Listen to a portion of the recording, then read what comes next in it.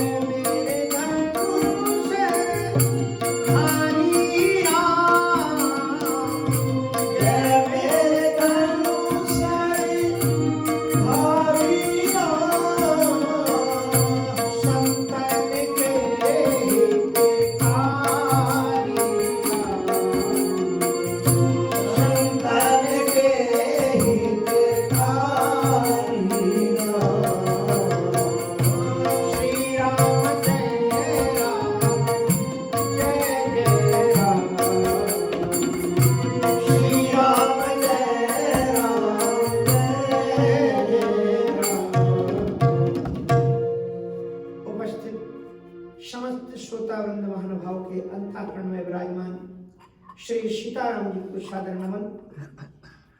भगवान की दिव्य मंगलमयी कृपा से हम और आप अमेरिका की इस परम पावन पुनीत धरती पर हिंदू सेंटर की सुखद गोद में बैठ करके मानस प्रवचन को श्रवण कर रहे हैं। आज सप्तम दिवस है, कल समापन है और हमारा और आपका प्रसंग इस समय चल रहा है अरण्य कांड का। और ये अरण्य को संशय के रूप में भी गोस्वामी तुलसीदास जी ने प्रतिपादित किया है, क्योंकि इसमें संदेह बहुत होते हैं। श्री किशोरी जी को राम जी के बल पर संदेह हो जाता है, रावण को ईश्वर पर संदेह हो जाता है, जयंत को राम पर। और अगर इसको जो 7 नगरियों से तुलना दी गई है अरण्य कांड की, उस क्रम से अगर देखें तो अयोध्या, मथुरा, माया, काशी, कांची, अवंतिका, पुरी, द्वारावती, चैव सप्तैते मोक्षदायका, तो जो 7 नगरियां मोक्ष देने वाली हैं, उनमें से जो चौथे नंबर की नगरी है उससे उपमा अरण्य कांड तीसरे नंबर का कांड है और तीसरे नंबर की नगरी से उसकी उपमा दी है अयोध्या, मथुरा और माया। माया मानी जो रतेर्थम यत प्रतीयत न प्रतीयत चात्मनि तद विद्यादात्मनो मायाम यथा भासो यथार्थम। जो यथार्थ है उसको परिलक्षित ना होने दें। और जो अयथार्थ है उसे ही सर्वस्व माने, इसी का नाम माया है। हम देखते हैं कि हमारा ये शरीर हमारे साथ में कितना छल करता है। इतने सन्निकट होते हुए भी हम रोज दर्पण इससे देखते हैं, और जब भी आप दर्पण तो देखते हो तो ये दर्पण क्या कहता है? कहता है यू आर ओके, जैसे तुम कल थे वैसे अभी हो। और रोज दर्पण यही कहता है तुम बिल्कुल ठीक हो, जैसे कल थे वैसे अभी। लेकिन आप किसी दिन अपने काले बाल में एक चिन्ह लगाना या एक धागा बांध देना, और फिर देख करके मुझे तारीख नोट करके बताना कि किस दिन ये बाल काला होगा। जो सबसे ज्यादा सन्निकट सबसे करीब जो आपका शरीर है, ये शरीर आपके सामने बदलता रहता है, प्रतिबद्ध बदलता रहता है, लेकिन हम इसको नहीं जान पाते। इसी का नाम क्या है? माया है। जो सामने प्रतिघटित होती रहे, चिताओ जो अंगुली लोचन लाए, प्रगट जुगल सचित ही के भाई। बचपन में आपने भारत में खेल खेला होगा, अमेरिका के बच्चों को तो शायद ये खेल खेलने का मौका नहीं मिलता, क्योंकि वो छत के अंदर में रहते। हम लोग खुले आसमान में खेलते थे, छतों पर सोते थे, खलिहान में सोते थे। तो खेलते खेलते यहाँ पर उंगली से थोड़ा सा दबा दो तो एक वस्तु दो रूपों में दिखलाई पड़ती है। तुलसीदास जी ने लिखा, चिताओ जो अंगुली लोचन लाए। अगर आप उंगली को यहाँ लगा करके और फिर चंद्रमा को देखो तो दो चंद्रमा आपको दिखाई पड़ेंगी। तो क्या वो दो चंद्रमाएं होती? चंद्रमा तो एक ही है। तो इसी तरह से माया के प्रभावित होने के कारण अयथार्थ को यथार्थ मान लेते हैं, और यथार्थ को अयथार्थ मान करके आत्मा जो सत्य है उसे पहचानते नहीं, और जो शरीर असत्य है इसे ही हम सत्य करके मान करके बैठे हुए। माया डुप्लीकेट वस्तु का नाम माया है। जो बार बार वेश बदले कहते हैं बड़ा डुप्लीकेट आदमी है। तो उसी प्रकार से आप अरण्य कांड में देखोगे सब डुप्लीकेट लोग ज्यादा है। शुरू से डुप्लीकेट लीला से कथा शुरू होती है। जयंत है कुछ और कौवे का रूप धारण करके आ गया। आगे चल करके देखो तो शूर्पणखा है कुछ, लेकिन कुछ और बन करके राम के सामने जाती है। अरे दूसरों की बात छोड़ो, इसमें सीता जी है कुछ, लेकिन वो अग्नि में समा गई, नकली सीता जी बैठी है। रावण है कुछ, लेकिन साधु बन करके आया है इसी कांड में। मारीच है कुछ, लेकिन सोने का गोल्डन मृग बन करके आया। तो ये माया अयोध्या, मथुरा, माया, काशी, कांची, अवंतिका, पुरी, द्वारावती, चरु, सप्तैते, मोक्षदायका। इसलिए ये जो मोक्ष देने वाले सातों कांड है उनमें से ये जो तीसरा कांड है इसका नाम अरण्य कांड है। अब प्रभु चरित सुनहु अति पावन, अब प्रभु चरित सुनहु अति पावन, करत जीवन सुर नर मुनि पावन।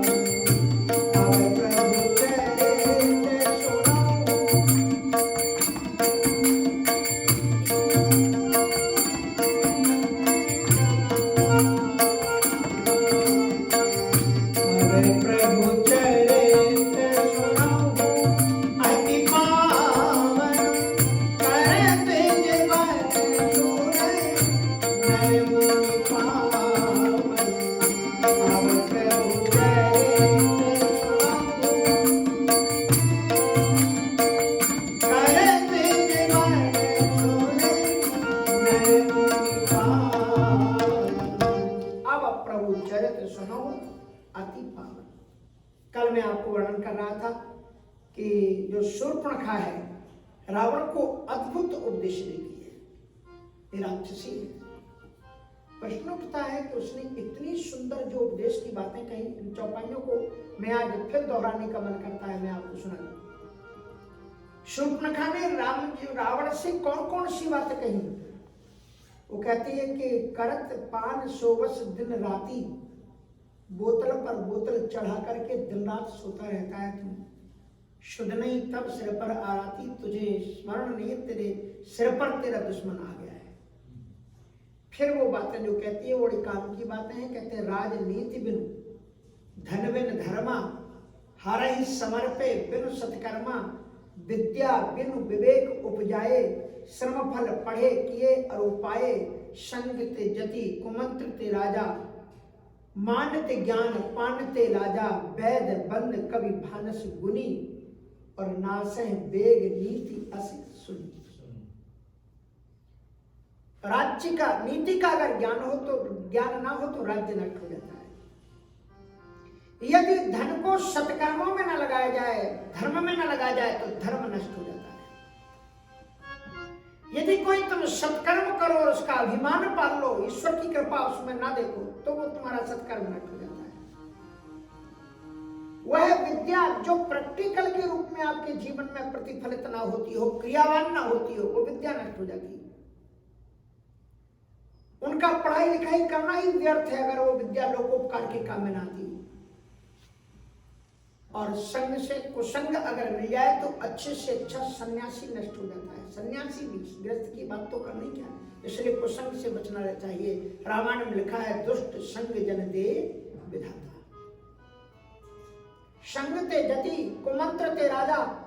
यदि मंत्री लोग अच्छी मंत्रणा देने वाले ना हो तो राजा नष्ट हो जाता है। वेद बंद कवि भानस गुनी, नासह वेग नीति अस सुनी। ये शूर्पणखा कह रही है कि मैंने ऐसी नीति सुनी।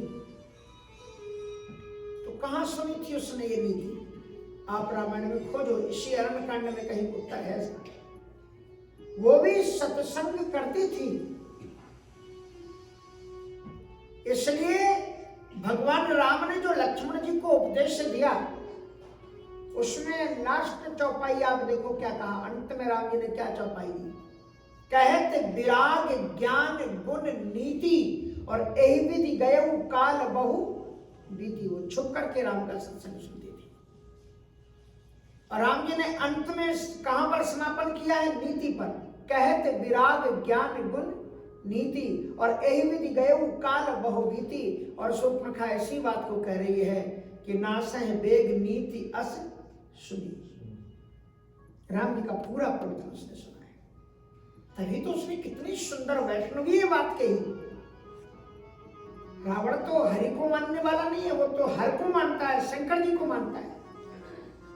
लेकिन शूर्पणखा ने उनको बताया कि हारहि समर्पे बिन सत्कर्मा, सत्कर्मों को भगवान नारायण को समर्पित करो। ये प्रश्न नहीं है कि शंकर जी को समर्पित करो या विष्णु जी को। आप जिस देवता को समझते हो, मानते हो, आप उसी में निष्ठा रखो। सभी देवता, क्योंकि शिव महापुराण में देखो तो शंकर जी ही अपरंपार महिमा वाले। इसलिए तो नासह वेग नीति अस सुनी। और उसके बाद में वो कहती है कि रे पुरुज पावक अग्नि अहि, इन कहूं गनीय ना छोटी करी, अस कह विविधि बिलाप, कर लागी रोदन करन। रोते रोते अंत में उसने एक लाइन और बड़े काम की कह दी। आपके लिए भी काम किया है, ध्यान रखना। जो शूर्पणखा ने कहा कि ये चार चीजों को कभी छोटा नहीं समझना भाई, कभी छोटा मत समझना। कौन कौन को? रेपू मानी दुश्मन को, ये क्या कर लेगा हमारा। और उसने सोचा था कि ये एक कंट्रीज के साथ में इतने दिन लड़ेगी, आज उसके दांत खट्टे कर दिए। इसलिए कभी भी दुश्मन को छोटा मत समझो। रेपू मानी दुश्मन को कभी छोटा मत समझिए, मेरा क्या कर लेगा। एक बार नारद जी महाराज रास्ते से चले जा रहे थे और उनके सामने एक पहाड़ रोता हुआ सामने आ गया हाथ जोड़ करके। और उस पहाड़ ने निवेदन किया कि महाराज जी मुझे बड़ा खतरा पैदा हो गया है। बोले किससे? बोले वो एक किसान देखो लगा हुआ है। एक बुढ़ा किसान एक हथौड़ी और छेनी लेकर के उसको खोद रहा था, क्योंकि नदी का पानी था और वो पानी जो है उसके खेत में वो पहाड़ नहीं आने दे रहा था। ये सत्य घटना है। आप कभी उत्तराखंड तरफ जब जाइएगा तो अगर वहां का जानकार कोई व्यक्ति होगा तो आपको बताएगा, एक किसान ने पहाड़ को खोद खोद करके सुरंग बना दी। एक किसान ने, जब कोई मशीनें नहीं थी तब। उत्तराखंड में आप जब बद्रीनाथ धाम तक जाओगे तब आपको बताएगा किसान की वहां पर स्टेचू लगा हुआ है। तो वो पहाड़ घबरा गया और उस किसान को देख करके नारद जी से बोला कि मुझे इस किसान से खतरा लग रहा है। तो नारद जी ने कहा कि तुम इतने बड़े बड़े तूफानों से नहीं डरे, इतने बड़े बड़े बाढ़ें आई और तुम उनसे नहीं डरे, इतने भूचाल आए, प्रकंपन आया, तुम उनसे नहीं डरे, ये सब बूढ़े बुढ़े इकलौते किसान से तुम डर गए। पहाड़ ने कहा कि महाराज जी, जिस लगन के साथ में ये लगा हुआ है, अगर इस लगन से कोई आदमी लग जाए तो अच्छे अच्छे दुश्मन को खत्म कर सकता है। और उसी किसान ने अपने बच्चों के साथ में उस पहाड़ के अंदर में सुरंग पैदा कर दी, उस तरफ बहने वाली नदी को इस तरफ बहा दिया, दिशा बदल दी नदी की। तो ये बात बड़े काम की है कि रिपुरुज पावक अग्नि अहि, चार चीजों को, रिपु दुश्मन को कभी छोटा नहीं समझना चाहिए। रोज रोज मानी रोग, थोड़े भी खांसी आए, थोड़ा भी बुखार आए तो जरूर चेक कराओ, क्या होता है, कुछ नहीं होता है इससे, ऐसा मत समझो, पता नहीं क्या। रेपू रोज, और आजकल तो वैसे ही रोज लोगों को घेरे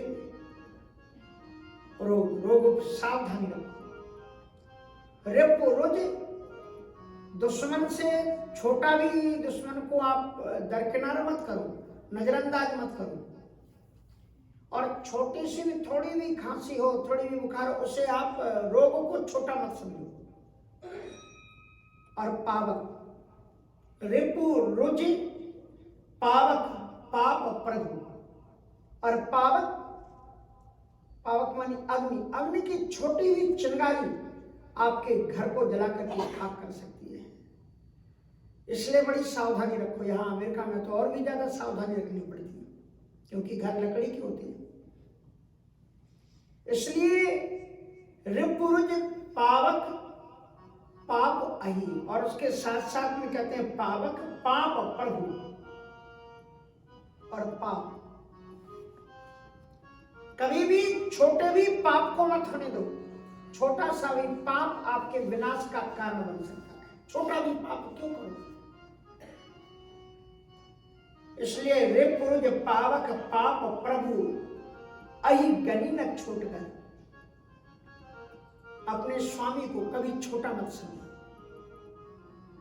चाहे जो उम्र हो, चाहे जो उसकी ताकत हो। यदि वो प्रभु है, आपका स्वामी है, राजा है, जो भी है, तो उससे आप बड़ा ही समझो। और साथ साथ में कहते हैं कि अहि मानी सर्प, सर्प के छोटे बच्चे को भी छोटा मत समझो। जितना बड़ा काटेगा और जहर लगेगा, छोटा भी अच्छा सर्प काट लेगा तो भी वही होगा।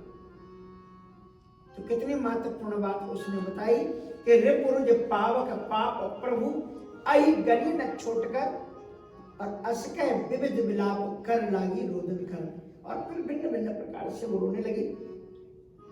शूर्पणखा के संदर्भ में हम ऐसा सोचते हैं कि रावण ने जो राम से लड़ने का निश्चय किया, वो इसलिए लिया कि राम ने उसकी बहन की नाक काटी थी, राम के कहने से लक्ष्मण ने। लेकिन ये बिल्कुल गलत है, और इस बात को शूर्पणखा भी अच्छी तरह से जानती थी कि रावण मेरे लिए लड़ने वाला नहीं है। कभी कभी आजकल वो आता है ना, दशहरा जब आता है तो इतने ज्ञानी बढ़ जाते हैं। अगर आपको गुरु अभी तक ना मिला हो तो आपके लिए एक अच्छा आसान तरीका है, आप फेसबुक में या व्हाट्सएप में अकाउंट किसी ग्रुप से जुड़ जाओ। सुबह से लेकर के शाम तक इतने गुरु आपको मिलेंगे, इतने मैसेज आपको मिलेंगे गुरुओं के कि आप उतना ज्ञान उतार नहीं पाओगे। इतना ज्ञान देने वाले लोग बड़े, वो खुद भी नहीं पढ़ पाते उस मैसेज को। बस रंग भंग ढंग को देखा, तत्काल खट खट उन्होंने बस मैसेज शुरू किए भेजना लोगों को, उन्होंने खुद ही नहीं पढ़ा उसको। इसलिए ये जो फेसबुकी ज्ञान है ना, ये बड़ा खतरनाक है, और इससे सनातन धर्म के लिए बड़ी क्षति भी है। क्योंकि देवताओं के ऐसे ऐसे पिक्चर, ऐसे ऐसे फोटो बना करके डाले जाते हैं जिससे सोचने के लिए मजबूर होना पड़ता है। भगवान श्री कृष्ण और राधा जी का जो प्रेम हुआ, श्रीमद वृंदावन धाम में उनकी उम्र कितनी थी? 11 वर्ष की अवस्था में भगवान कृष्ण जी ब्रज मंडल को मथुरा चले गए छोड़ करके। उसके पहले ही ये प्रेम की बात है। और राधा जी भी छोटी ही थी, 5 वर्ष उनसे बड़ी थी। तो 11, 5, 16 उनका परस्पर प्रेम था, निष्कलुष प्रेम था। वहां विकार नाम की कोई चीज नहीं थी, क्योंकि श्रीमद् भागवत के महाराज में जो विजयांगनाएं गोविंद के पास में आई हैं, तो उन्होंने ये कहा है कि मैवं विभोर हति भवानी गलितुम निशंसम संत्यज्य सर्वविषयांस्तव पादमूलम। हम आपके इस महाराज में जो उपस्थित होने आए हैं, विषयों को ताक में रख करके आए हैं। जैसे मुमुक्षु प्राणी समस्त इंद्रिय विषयों को त्याग देता है, ये गोपियां उसी तरह से सर्वस्व त्याग करके भगवान के शरणों में आई। ये योगी थी, सिद्ध थी, ऋचाएं थी वेद मंत्रों की। तो राधा जी के संदर्भ में ये कल्पना करना, वासनात्मक कल्पना करना, ये निश्चित रूप से अच्छा नहीं है। लेकिन चित्र बनाने वाले ऐसे ऐसे चित्र बनाएंगे, राधा और कृष्ण के अश्लील चित्र बना देते हैं कि जिनको देख करके आपको हैरानी होगी कि उनके इस तरह से उभरे हुए अंग या फिर उनका आलिंगन का वो भाव, जो भाव वस्तुतः कभी हो ही नहीं सकता। आप कभी वृंदावन की रासलीला देखो, आप वृंदावन में जो रासलीला करते, राधा कृष्ण जी आलिंगन करते हुए जो फेस बनाते, जो चित्र बनाते, कितना माधुर्य भाव रहता है उसमें। केवल इतना ही रहता है कि राधा जी के नेत्र गोविंद को देखते हैं और गोविंद के नेत्र राधा जी को देते हैं। मिले ही रहत मानो कबहू मिले ना, वो एक दूसरे के एक चकोर एक नैना, एक दूसरे के दोनों चकोरे। वो उनके चकोर है, वो चकोरी है, तो गोविंद चकोर है तो राधा जी चकोरी है, तो राधा जी चकोर बन जाती है तो राधा जी कृष्ण जी चकोर हैं। मिले ही रहत मानो, वो अद्भुत निष्कलुष प्रेम है। वहां वासना की रत्ती मात्र भी जगह नहीं है। और ऐसे ऐसे चित्र बना देंगे। एक बार मैंने एक चित्र देखा, शिवरात्रि के समय पर कोई पंडित जी ने चित्र को पोस्ट किया था। उस समय पर समय था, मन लगता था, देख लेते थे थोड़ा फेसबुक। उसमें ऐसे भयानक शंकर जी का काले रंग का चित्र, एकदम जटाजूट बंधी हुई और ये भुजदंड चमकते हुए पहाड़ पर बैठे हुए चिलम ऐसे लगा रहे और खूब धुआं चारों तरफ फैल रहा है। और पंडित जी ने नीचे लिखा था बम बम हर हर बम। संयोग से मैं उन पंडित जी को पहचानता था। मैंने उनको फोन किया, ये चित्र आपने डाला? बोले हाँ। हमने कहा कि आप शंकर जी को क्या मानते, आपको लगता है ये शंकर जी का ऐसा चित्र होना चाहिए? शंकर जी तो इतने सुंदर थे। शंकर जी कैसे थे, कैसा रंग था? बोलो शर्मा जी। हाँ,